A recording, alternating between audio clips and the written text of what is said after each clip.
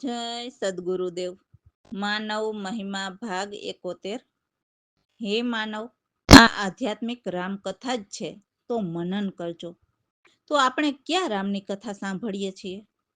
તો પહેલા રામ દશરથ કા બેટા, તો તે ત્રીજા લોકના નાથ, ત્રિલોકીનાથના અંશ છે, જે આ મૃત્યુ લોકની રચના રચનાર અને જીવો માટે કર્મ અને જે દેવોના ધર્મો અને બધા જ અવતારી દેવોનું ઘર અને મનની ધારા પણ તે ત્રિલોકીનાથની છે. અને બધા જ નોખા નોખા ધર્મો તે અવતારી દેવોના છે. અને તે અવતારી દેવોના ધર્મના બંધનમાં જીવ ફસાઈ ગયો છે. જુઓ, હિન્દુ કે મુસ્લિમ, ઈસાઈ કે યહૂદી, બધા જ દેહધારી દેવોના ધર્મના બંધનમાં જીવ ફસાયા છે. તો બીજા રામ વ્યાપક રામ, જે હર કોઈ જગ્યાએ વ્યાપક રમી રહેલ છે.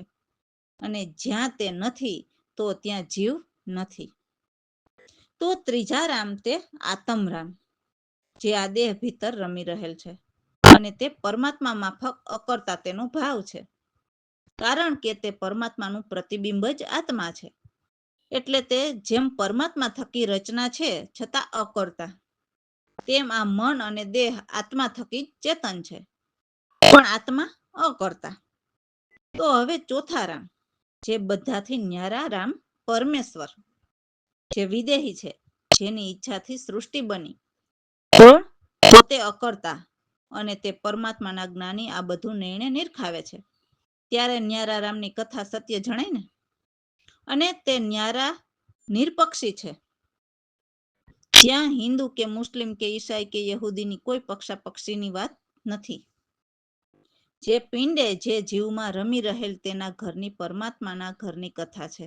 આ સૃષ્ટિ ઉપર માનવ માટે કોઈ પણ રામકથા આનાથી ઊંચી હોય નહીં. જે ન્યારા રામ તે જીવનું નિર્વાણ પદ છે. તો જીવના મોક્ષ ઘરની રામકથા છે. તો હે જીવ, બધા અવતારી દેવોની કથાથી ન્યારી કથા છે. એટલે આનાથી ઊંચી કથા કોઈ હોય જ નહીં.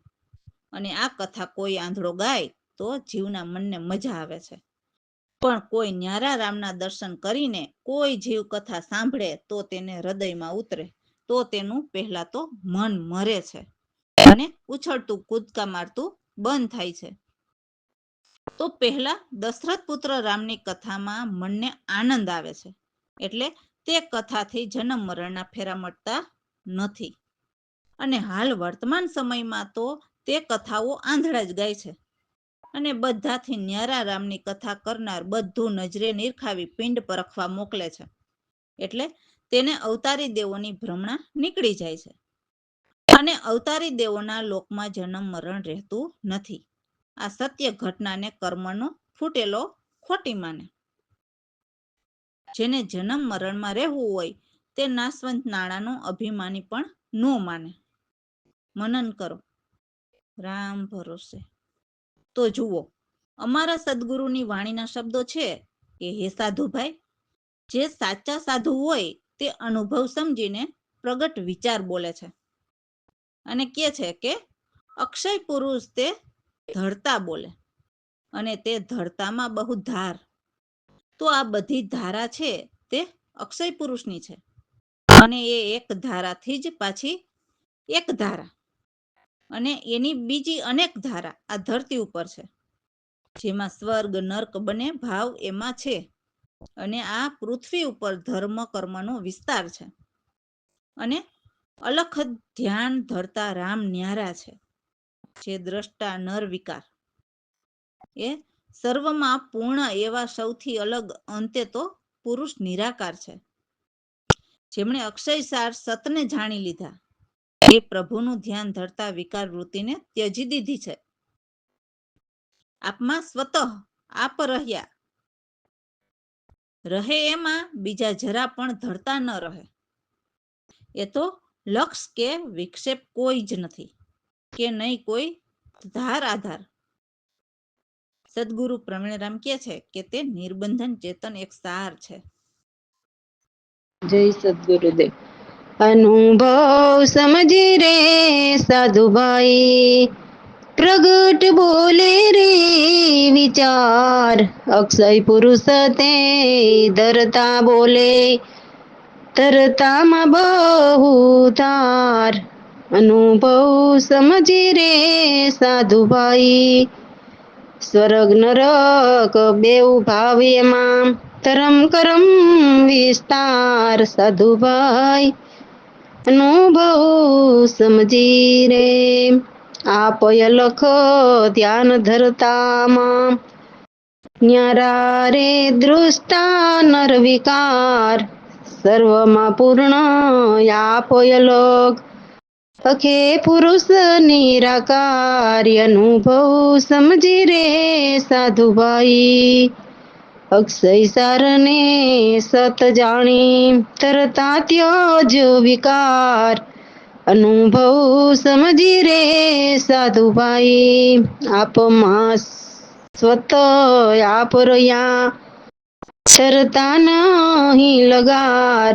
અનુભવ સમજી રે સાધુભાઈ. તે તો લક્ષ વિક્ષેપ કોઈ નહીં, નહીં કોઈ ધાર આધાર. અનુભવ સમજી રે સાધુભાઈ. પ્રવીણ રામ તેરે નિર્બંધ, નિત્ય ચેતન એક સાર. અનુભવ સમજી રે સાધુભાઈ. રામ ભરોસે. હે માનવ, જુઓ તો ખરા, આ પ્રકૃતિએ કેવો ખેલ રચાયો છે. તો પ્રકૃતિ તે માયાની છે. પેટ સરભર ભરે પૂરી રીતે એવા અજબ તમાશા આ પૃથ્વી ઉપર ભરેલા છે. જેમ કે જલચર થલચર વ્યોમમાં વિચરતા હર કોઈ માટે અલગ પલે લગાવ્યા. જેમ કે ખાટા મીઠા તુરા ખારા કડવા ચટપટા એવા ષટરસ બનાવ્યા.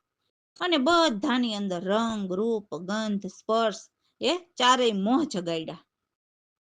તો જુઓ, આ બધા જ જીવો પેટ માટે ભાગતા ફરે છે, કદી પણ શાંતિથી બેસતા નથી. પછી ભલે ને નર સુર અસુર કિન્નર કે ગાંધર્વ જે જેમણે દેહ ધૈર્યો તે પણ પેટ માટે ભાગતા જ ફરે છે. એવા આશ્ચર્ય અનુપમ સૃષ્ટિના છે. તો આ બધું જ્ઞાની ગુરુએ સરખાવ્યું. પથ્થર આગ લાકડી અન્ન ઘાસ એમ વિવિધ અનેક આકારને આહાર બનાવ્યા છે. એટલે સદગુરુ કહે છે કે આ ભક્ષ અને અભક્ષ એ જડ ચેતન માટે છે, જેમાં જીવ સચવાયો અને માર્યો. એટલે જીવ આવી બધી પ્રકૃતિમાં રચ્યો પચ્યો રહે છે, જેથી એમાં જ સચવાઈ રહે છે, જેથી જન્મ મરણના માર ખાય છે. તો આ તો કેવો ખેલ છે કે સમજમાં ન આવે, સૌને ખેલ ખેલાવે છે. તો આ અકત કથણીને પરમાત્માના જ્ઞાની સિવાય કોણ વખાણે? જેની આ જગત ઝાડ છે અને એ ઝાડમાં છવાયેલો છે. સદગુરુ પ્રવીણરામ કહે છે કે ચેતનની એવી લીલા ન્યારી છે, જેમાં ચેતન પ્રભુ અલગ રહ્યા છે. તો સદગુરુ પરમાત્માના ઘરનો સારો મહિમા બતાવે છે. તો દાસલાલના મન બ્રહ્મને જોઈને હરખાય છે. જય સદગુરુદેવ. હે પ્રકૃતિએ કેવો ખેલ રચાવ્યો, પેટ પર સર પર ભરે પૂરી રીતે, અજબ તમાસો ભર્યો. પ્રકૃતિએ કેવો ખેલ રચાવ્યો, જલચર થલચર વ્યોમ વિચરતા, સૌના પોલે લગાવ્યો. ખાટા મીઠા તુરા ખારા, કડવા ચટપટો સટરસ રચાવ્યો. પ્રકૃતિએ કેવો ખેલ રચાવ્યો, રંગ રૂપ ગંધ સ્પર્શો ચારેયમાં જગાડિયા. પેટ માટે સૌ ભાગતા ફરે, કદી નહીં બેસતો. પ્રકૃતિએ કેવો ખેલ રચાવ્યો, નર સુર યસુર કિન્નર અને ગાંધર્વ દેહધારીને પામીઓ આશ્ચર્ય અનુપમ સૃષ્ટિના તે જ્ઞાની ગુણી સરખાવીઓ પ્રકૃતિએ કેવો ખેલ રચાવ્યો પથ્થર આગ લાકડી અને ઘાસ વિવિધ યાર બનાવ્યો ભક્ષ જળ ચેતન માટે જીવ માર્યો જીવ સચવાયો પ્રકૃતિએ કેવો ખેલ રચાવ્યો શું કહું કથનમાં નહીં સૌને ખેલ ખેલાવ્યો પ્રકૃતિએ કેવો ખેલ રચાવ્યો અકથ કથનીને કોણ વખાણે જગત ઝાડમાં છવાયો પ્રકૃતિએ કેવો ખેલ રચાવ્યો પ્રવીણ રામની લીલા સારી ચેતન અલગ રહ્યો પ્રકૃતિએ કેવો ખેલ રચાવ્યો દાસલાલ શબ્દ બ્રહ્મ મહિમા દેખી મન રખાયું પ્રકૃતિએ કેવો ખેલ રચાવ્યો રામ તો દાસલાલ બ્રહ્મને જોતા એમના મન હરખાય છે તો કહે છે કે હે જગદીશ, તો પ્રભુને કહે છે કે હે પ્રભુ, મારી અરજી દિલ દઈને સાંભળો. જ્યારથી હું આપનાથી છૂટો પડ્યો ત્યારથી આ માયાના ચક્કરમાં પડ્યો છું. આ માયાના ચક્કરમાંથી નીકળવું છે પણ બહુ જ કઠિન છે, કેમ કે એમાંથી નીકળવાની કોઈ બારી નજરમાં નથી આવતી. હે પ્રભુ, તમને કોલ આપીને હું એકલો આવ્યો હતો ભજન કરવા, કે એકાંતે બેસીને તમારા નામનું ભજન કરીશ, એ માટે આ દુનિયામાં આવ્યો હતો. તો હવે એ ભજનની વાત તો સાવ ભૂલી જ ગયો અને આ કુટુંબ કુળ પરિવારના મોહમાં પડી ગયો. એટલે હે માનવ, બધા જ જીવો પોતપોતાના કર્મને કારણે જ આ કાયા પિંજરમાં પડ્યા છે અને પાછી સારી ઉંમર વિષયોમાં ગુજારીને જ ગુમાવી દીધી. તો હે પ્રભુ, હવે મને આપની કૃપાથી સમજાયું, તો મને મારા દોષોને માફ કરો અને મને તમારો બનાવી લ્યો. હે સદગુરુ પ્રવીણરામ, આ દાસલાલ તમારા શરણે આવ્યો છે, તો મને આ માયાના ચક્કરમાંથી બચાવો. જય સદગુરુદેવ. સાંભળો જગદીશ અરજ મારી દિલ દઈને, ત્યારે તારા ચૂદો પડ્યો રે, ત્યારથી પડ્યો માયાના ચક્કર મારે, નીકળવું છે બહુ કઠિન રે, નજર ન આવે ક્યાંય બારી રે, સાંભળો જગદીશ અરજ મારી દિલ દઈને, આવ્યો તો એકલો ભજન કરવા દુનિયામાં, પડી ગયો કુટુંબ પરિવારના મોહમાં રે, સાંભળો જગદીશ અરજ મારી દિલ દઈને, કર્મના દોરથી પડ્યા સૌ કાયાના પિંજરામાં, કર્મના દોરથી પડ્યા સૌ કાયા પિંજરમાં, વળી વિષયોમાં સારી ઉંમર ગુજારી રે, સાંભળો જગદીશ અરજ મારી દિલ દઈને, માફ કરો સર્વ દોષ મારા બનાવી લ્યો તમારા, આ દાસલાલ આવ્યો તમારા શરણે રે, સદગુરુ પ્રવીણ રામ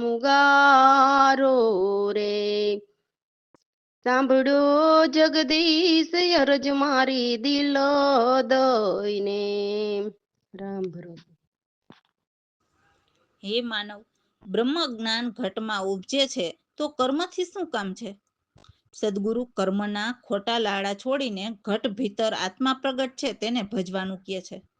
તો એવા ભલા સદગુરુ પ્રવીણરામ પ્રકાશ્યા, જેમણે દીપક જ્યોત નિહાળી, એટલે પરમાત્માની જ્યોતિ જે પ્રગટ છે તે નિરખી લીધી છે. એવા આપણને પારસ સદગુરુ મળ્યા છે, તો એ પારસ કંચન ગુરુ કોઈ દામે ન મળે. આ આવેલો અવસર ચૂકાય નહીં અને પારસ ગુરુને ભજી લેવાય. હે માનવ, આપણે એવું વિચારો ને કે જો ગંગા કિનારે ગામ હોય તો આપણે કૂવો બનાવડાવીને પણ શું કરીએ? એટલે કહેવાનું તે થાય છે કે ગામમાં જ સત્યજ્ઞાની સદગુરુ પ્રગટ રહેતા હોય અને આપણે પગપાળા કરીને પથ્થર પૂજવા જવું, તે વાતનો કોઈ સાર નથી. સદગુરુના આસન તો જેમ કલ્પવૃક્ષ આસન કર્યા, જેમાં એના જેવો બીજો કોઈ આરામ નથી. જો આપણને ભવ પાર કરવા માટે નાવ મળી ગઈ હોય તો આપણે દરિયામાં તરીને જવાની મહેનત કરીને શા માટે વ્યર્થ સમય બગાડવો? કેમ કે આપમેળે તરીએ સાગરનો કિનારો નથી આવતો.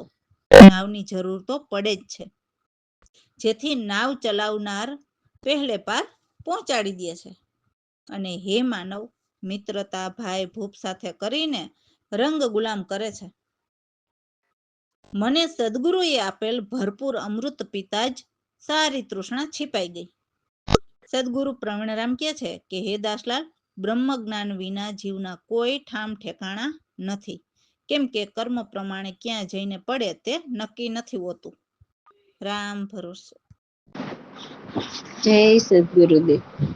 બ્રહ્મ જ્ઞાન ઘટમાં ઉપજિયા, કર્મથી શું તે કામ?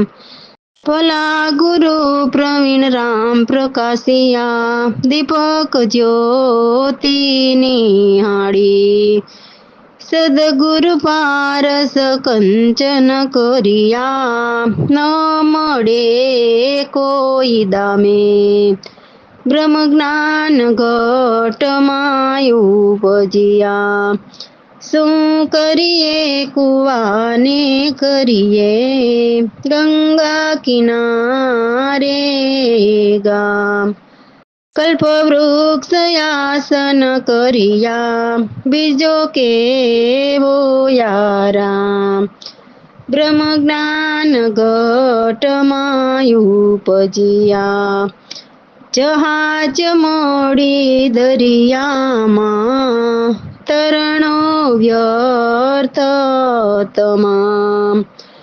મિત્રતા ભાઈ ભૂપ સાથે, શું કરે રંક ગુલામ? બ્રહ્મ જ્ઞાન ઘટમાં ઉપજિયા, કર્મથી શું છે કામ? અમૃત પીતા ભરપૂર, તૃષા પૂરી છીપાય. પ્રવીણ રામ કહે દાસલાલ, બ્રહ્મ જ્ઞાન વિના નહીં ઠામ ઠેકાણા. બ્રહ્મ જ્ઞાન ઘટમાં ઉપજિયા. રામ ભરોસે.